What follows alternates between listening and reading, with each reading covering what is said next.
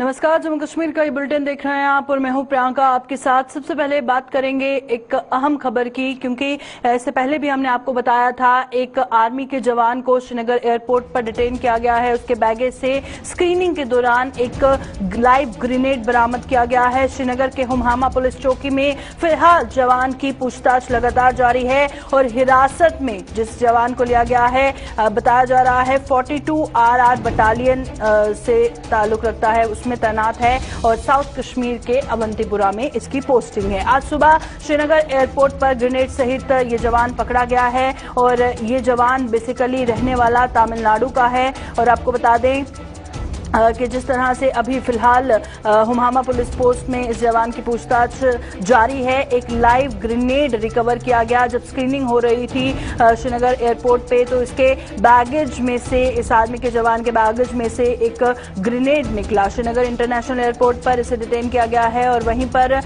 करीबन आज सुबह 9:30 का वक्त बताया जा रहा है जब एयरलाइन स्क्रीनिंग के दौरान इसके बैगेज से जो गेट के पास स्क्रीनिंग हो रही थी उसमें एक लाइव हैंड ग्रेनेड जो है वो बरामद हुआ है। और इसका नाम जो है वो बताया जा रहा है बालाजी संपत, जो कि सन ऑफ संपत रेजिडेंट हैं केके नगर थोरापड़ी विलोर इलाका है तमिलनाडु का, जहां से ये ताल्लुक रखते हैं। और अभी इनकी डिप्लॉयमेंट अवंतीपुरा इलाके में थी। श्रीनगर से ये घर की ओर जा रहे थे और स्क्रीनिंग के दौरान जो तस्वीरें इस वक्त आप अपनी स्क्रीन पर देख रहे हैं, स्क्रीनिंग के दौरान ये लाइव ग्रेनेड जो है इनके बैगेज से निकला है। और वहीं पर संपत जो तमिलनाडु से ताल्लुक रखते हैं, जिस जवान को फिलहाल जो है पकड़ा गया है इस ग्रेनेड के साथ, वो श्रीनगर से चेन्नई वाया दिल्ली जा रहे थे इंडिगो फ्लाइट के जरिए जब इन्हें स्क्रीनिंग के दौरान वहां से पकड़ा गया। और फिलहाल इनसे जो पूछताछ है वो पुलिस पोस्ट हुमहामा में जारी है। तो चलिए रुक करते हैं बडगाम का।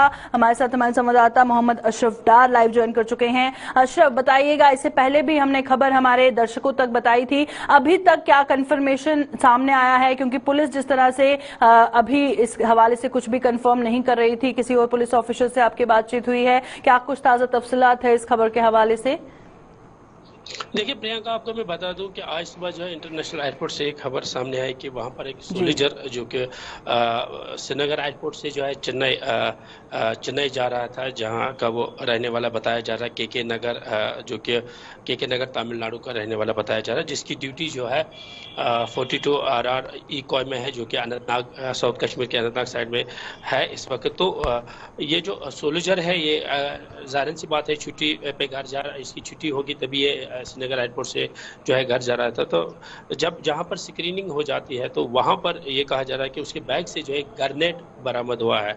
और जो ये सोल्जर है जिसका नाम ये बताया जा रहा है कि बालाजी संपत जिसका नाम बताया जा रहा है, जो कि आज जो है श्रीनगर एयरपोर्ट से जो है श्रीनगर एयरपोर्ट से जो है तमिलनाडु की तरफ जा रहा था। तो जैसे एयरपोर्ट पे चेकिंग होती तो उसके बैग से जो है ये कहा जा रहा है कि एक ग्रेनेड बरामद हुआ। हालांकि पुलिस अभी भी इस बात की पुष्टि नहीं कर पा रही कि क्या उस खबर सही है या गलत है, मगर जिस तरह से आपको बता दीजिए कई ऐसी न्यूज़ एजेंसियों ने इस न्यूज़ को भी कैरी किया है कि इस तरह का वाक़ा जो है श्रीनगर के इंटरनेशनल एयरपोर्ट पे हुआ है, मगर पुलिस अभी भी इस बात से इनकार करी कि ऐसा कोई वाक़ा पेश नहीं आया है। जी प्रियंका, शुक्रिया अशरफ ज्वाइन करने के लिए और इस हवाले से तफसीलात हमारे दर्शकों तक पहुंचाने के लिए, क्योंकि जो जवान पकड़ा गया है श्रीनगर एयरपोर्ट से, जैसे कि अशरफ बता रहे हैं कि पुलिस ने पहले भी इसके हवाले से कुछ कंफर्मेशन नहीं दी थी और अभी भी पुलिस ऑफिसर्स की तरफ से कोई भी कंफर्मेशन इस खबर के हवाले से नहीं दी गई है। सूत्रों के हवाले से खबर है कि श्रीनगर के हुमहामा पुलिस चौकी में इस जवान को रखा गया है, वहां पर लगातार पूछताछ जारी है और इसे हिरासत में लिया गया जवान जो है वो 42 RR बटालियन में तैनात था और फिलहाल जो है लगातार जो पूछताछ है वो जारी है।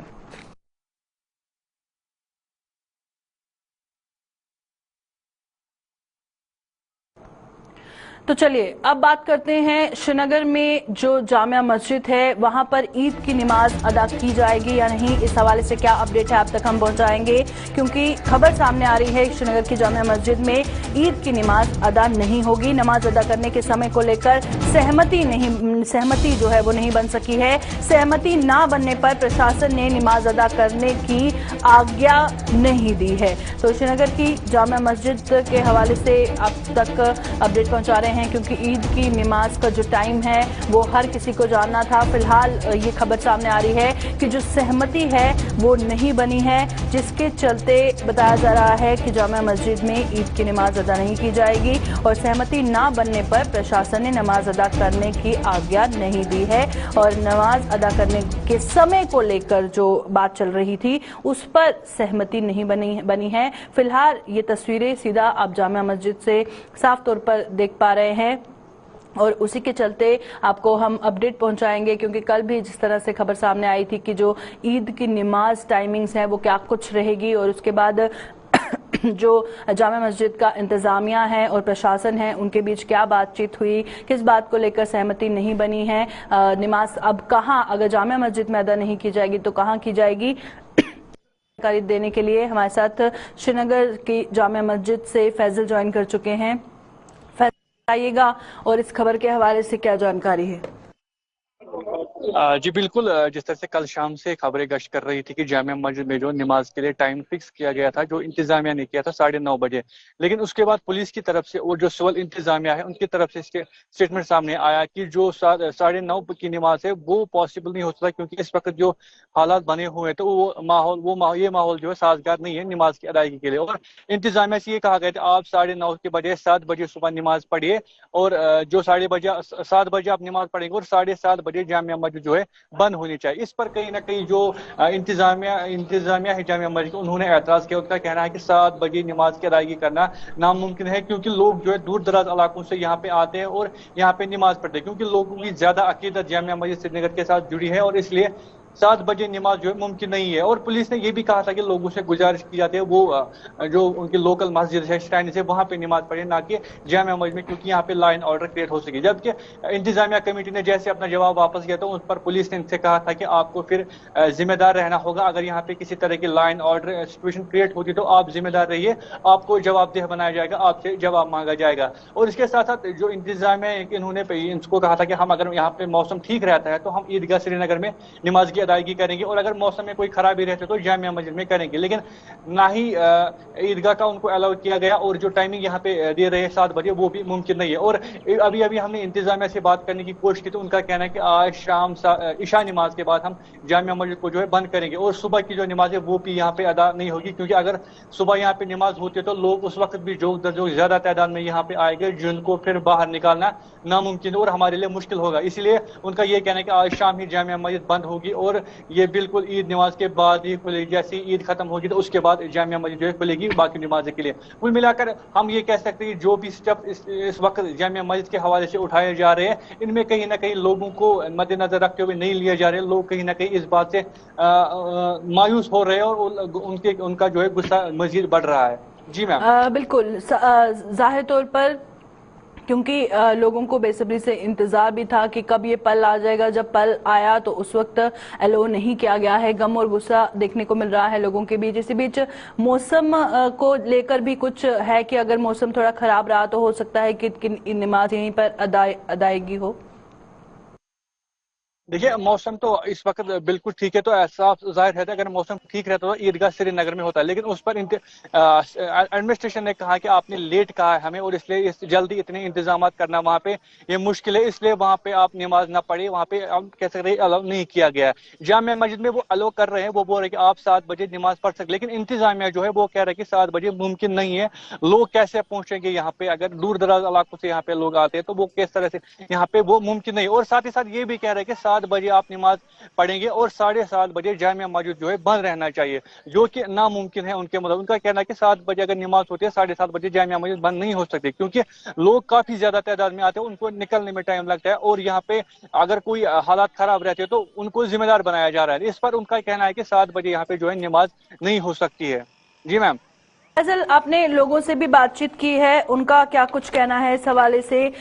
जब आपने उनसे बातचीत की उनका क्या कहना था? जी देखिए, लोग तो अभी भी जो है परेशान है। पहले शब बारात के दिन भी बंद किया गया, शब कद्र के भी दिन बंद किया, और जुम्मतुल विदा जो कि बहुत ही ज्यादा इंपॉर्टेंट दिन होता है रमजान का, उस पर वहां पे उस दिन भी जो है यहाँ पे नमाज की अदायगी नहीं हुई। और अब ईद की नमाज, लोग परेशान है। लोग का कहना है कि लगातार जामिया मस्जिद को जो टारगेट बनाया जा रहा है। अगर अब देखिए, तमाम छोटी बड़ी मस्जिदों में मामूल के मुताबिक नमाज होते हैं, लेकिन क्या वजह है कि जामिया मस्जिद को ही बंद कर दे? क्योंकि कश्मीर के लोग जो है ये इसके साथ बहुत ही ज्यादा प्यार करते हैं और अकीदत रखते हैं जामिया मस्जिद श्रीनगर के। इस बीच जैसे ये बंद रहती है तो कहीं ना कहीं वो भी मुश्किलात में सामना करना है। और खासकर जो यहाँ के ताजिर बरादरी, जामिया मस्जिद का जो मार्केट है, ये भी परेशान। इनका कहना है जैसे ही जामिया मस्जिद को बंद किया जाता है, हमारा कारोबार भी पूरी तरह से मुतासिर होता है, क्योंकि लोग यहाँ पे नहीं आते और हमारी खरीदारी भी नहीं होती। इस वक्त भी हमने दुकानदारों से बात की, तो उनका ये भी कहना था कि हमें मुश्किलातों से दो चार होना पड़ता है, क्योंकि लोग यहाँ पे नहीं आते और हमारा कारोबार भी पूरी तरह से मुतासिर होता है।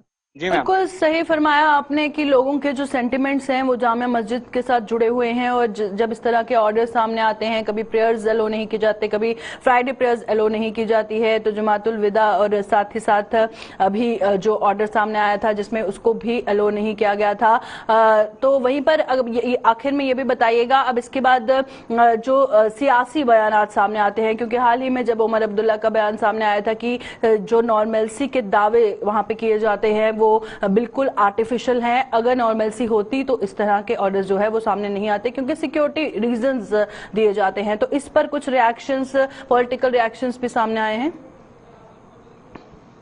जी बिल्कुल, अभी तक तो आए हैं, लेकिन इसके बाद भी आने शुरू करेंगे। देखिए, जैसे ही पता चल जाएगा कि जामिया मस्जिद में नमाज की अदायगी नहीं होगी, जिस तरह से पूरे न्यूज में आया है, अखबारों में आया है सुबह से कि नमाज की अदायगी नहीं होगी, इसके बाद जो इससे ज्यादा भी रिएक्शन जो है अब आने को मिल सकती है शाम देर तक, क्योंकि ये ईद का मौका है, बहुत ही इंपॉर्टेंट दिन होगा। अगर आप ऑर्डर भी देखें तो ऑर्डर में भी लिखा है कि अब देखिए, जो मरकजी सरकार है या यहाँ की सिविल इंतजामिया, वो लगातार कह रहे हैं कि यहाँ पे हालात ठीक है, लेकिन अलमिया यह है कि जो पुलिस है वो लगातार कह रही है कि नमाज के लिए जो है माहौल साजगार नहीं। इस पर आप देख सकते हैं कि आगे जाके जो है मजीद रिएक्शन जो है पॉलिटिकल लीडरों की तरफ से आ सकती है, क्योंकि सिविल इंतजामिया का एक कहना है और जो पुलिस है उनका एक कहना है। तो कहीं ना कहीं इन दोनों बयान पे जो है आगे जाके जो सियासत है वो बहुत ज्यादा हो सकती है, क्योंकि जामिया मस्जिद का मसला है और ईद का मसला है।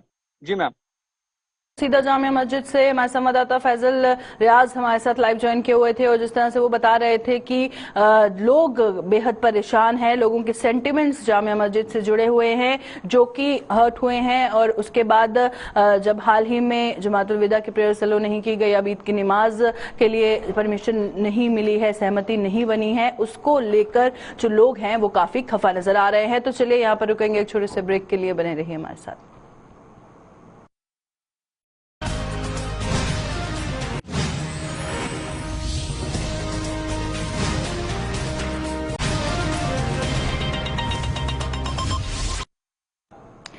तो चलिए बढ़ते हैं अगली खबर की ओर, और अब बात करेंगे जम्मू की, क्योंकि जम्मू के ईदगाह में 3 साल के बाद नमाज की अदायगी होगी, जिसको लेकर तैयारियां बड़े पैमाने पर जारी हैं।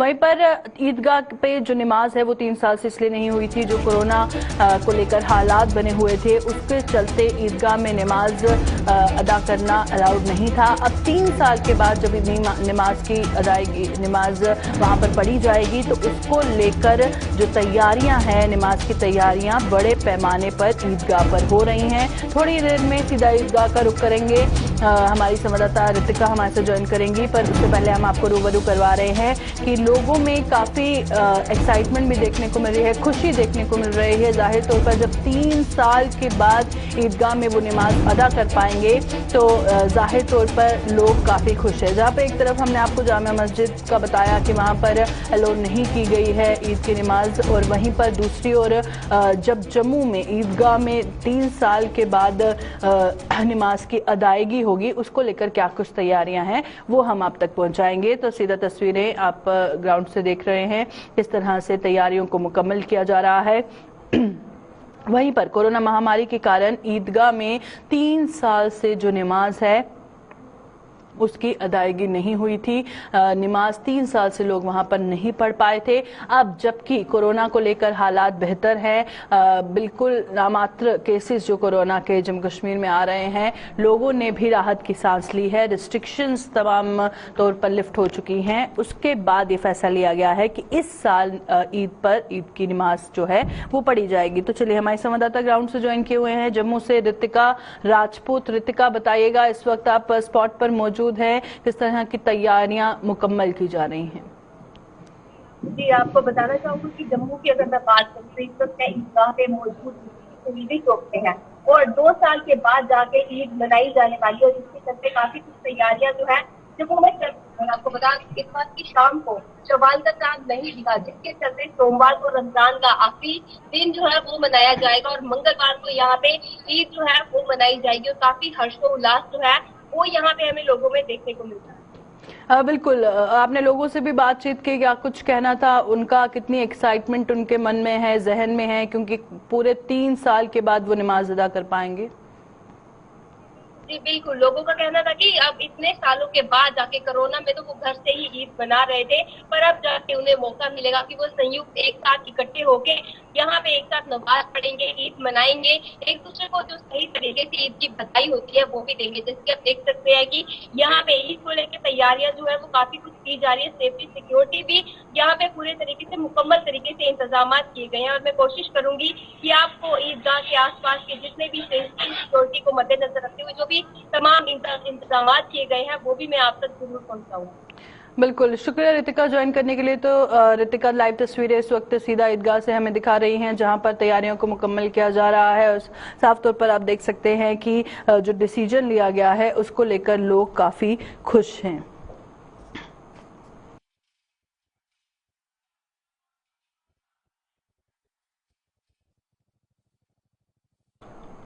तो चलिए अब रुक करते हैं पुंछ का। पुंछ से एक बेहद ही डिसअपॉइंटिंग खबर सामने आ रही है, क्योंकि पुंछ के टीबी अस्पताल में तिरंगे का अपमान हुआ है। अस्पताल की इमारत पर लहरा रहा है एक फटा हुआ तिरंगा और अस्पताल प्रशासन द्वारा ये तिरंगा फहराया गया था।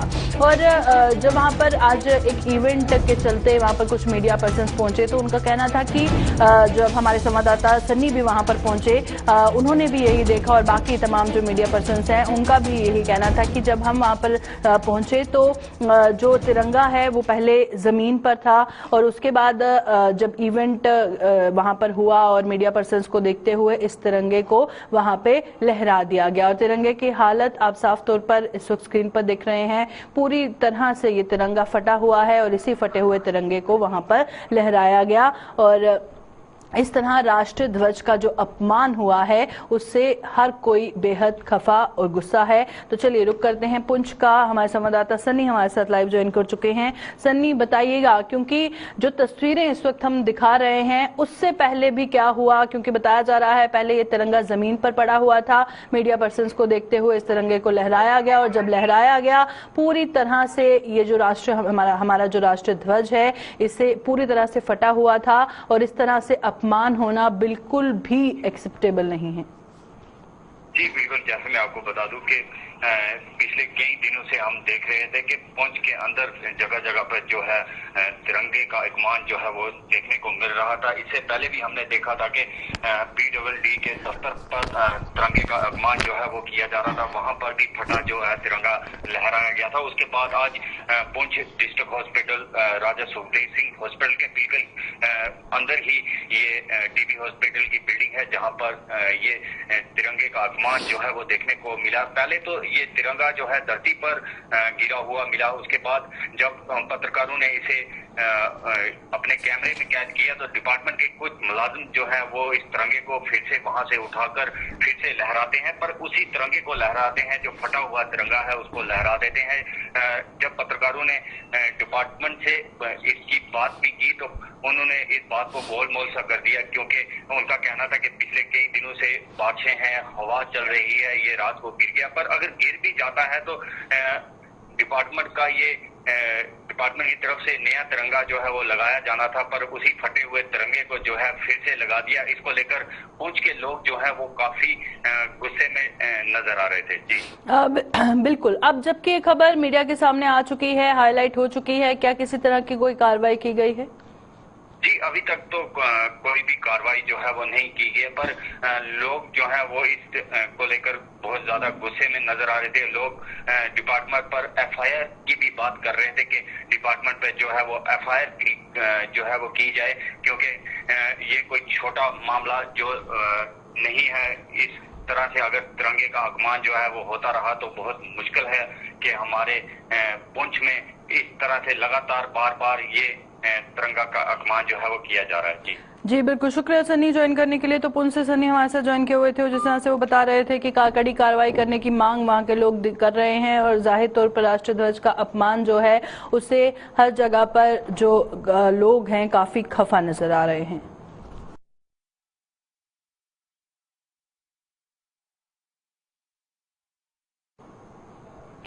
जम्मू में पारा इस समय आसमान को छू रहा है और भीषण गर्मी से लोग बेहाल हैं। गर्मी से राहत पाने के लिए लोग अब नहरों की ओर रुख कर रहे हैं और लोगों के मुताबिक इस वर्ष गर्मी ने जल्दी ही अपना उग्र रूप धारण कर लिया है। इससे पहले जून महीने में इस तरह की गर्मी देखने को मिलती है। गर्मी से परेशान लोगों ने बिजली विभाग से बिजली कटौती कम करने की अपील की है ताकि इस भीषण गर्मी के मौसम में लोग राहत की सांस ले सकें।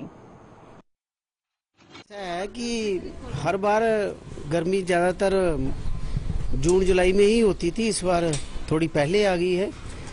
तो काफ़ी गर्मी है, लोग बच्चे छतरियों में जा रहे हैं और मुंह पे कपड़ा बांध के, सिर पे कपड़ा ओढ़ के जा रहे हैं।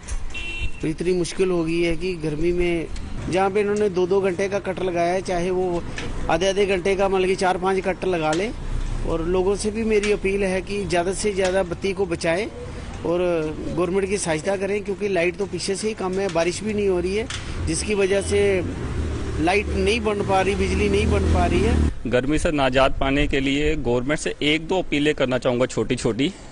जैसे कि हमारे जितने भी म्यूनसिपालिटी के पानी के वाटर कूलर लगे होते हैं, सारे डिपार्टमेंट उनकी जांच करें और जो अच्छे से वो चलें ताकि लोगों को साफ़ और ठंडा पानी मिल सके। लोग अपनी ठंडों को दूर करने के लिए ज़्यादा से गरीब तबका नहरों पे नहाने जाता है।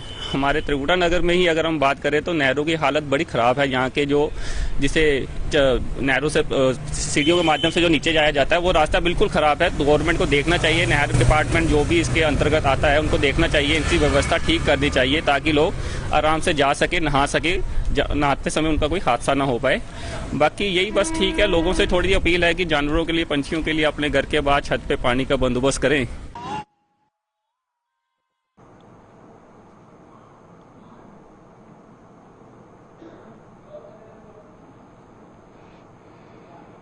अभी के बुलेटिन में फिलहाल इतना ही, दीजिए इजाजत, नमस्कार।